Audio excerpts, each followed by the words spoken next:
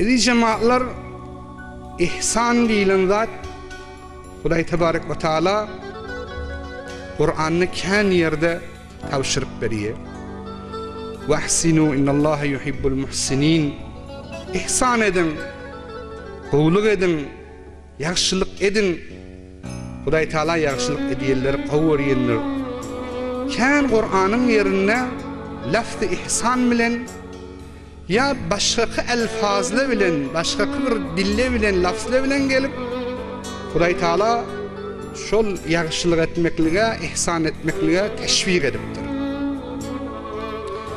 Bunun gurrunu edi cemaatlar kan futbollarda berilýär, aýdylýar.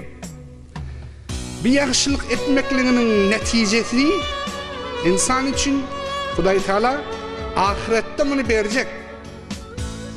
Ve şu dünyada da insan için eden yaxşılığın neticesini Hudaý taala özüne aýdyp berjek.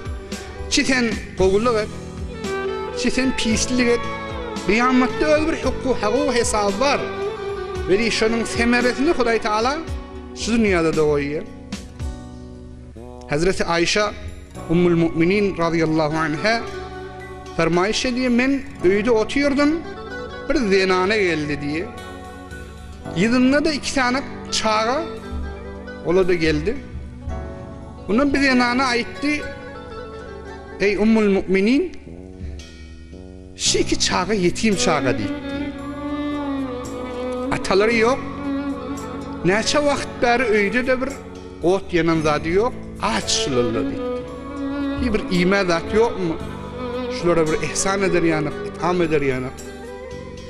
Hazreti Ayşe de o da bir bay zenane del ki Resulullah olmaklığı bilen, rehber-i muslimin olmaklığı bilen, Hazreti Resul da hemişe öýünde zat yok.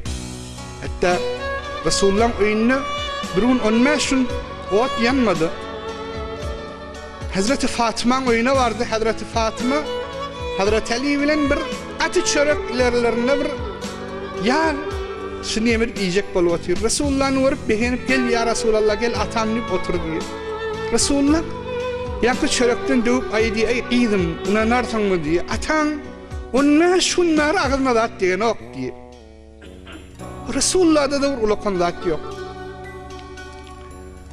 Hazreti Ayşe diye ben öye bardım. Taktırdım, bir yerden bir 3 tane hurma tapdım diye. 3 adet hurma. Getirdim, çağa birisini verdim. O çağa birisini zenanan özüne verdim diye. Zat yok diye. Yankı çağa aldı. Eyyam ağzına salıp iyiydi onu çanağını çıkarıp diye. Ecesi yankı hurmanı bölüp çanağını çıkarıp ağzına salacak oldu. Yankı çağa verip her sefer elinden tuttu diye. Yankı zenana 2 bölüp yarısını onun ağzına verdi, yarısını onun ağzına verdi. Hazreti Ayşe özüme yaş tigelip şuna acayip kaldım, heyran kaldım diye. Resul-i Ekrem sallallahu aleyhi ve sellem kapıdan gelip girdi. Aytti ey Ummul Müminin näme özün yaş tigelip durdu diye. Ya Resulallah sehnen verip kaçışını göğnüme ağırdı diye aytti. Resul-i Ekrem sallallahu aleyhi ve sellem aytti ey Ayşe dedi.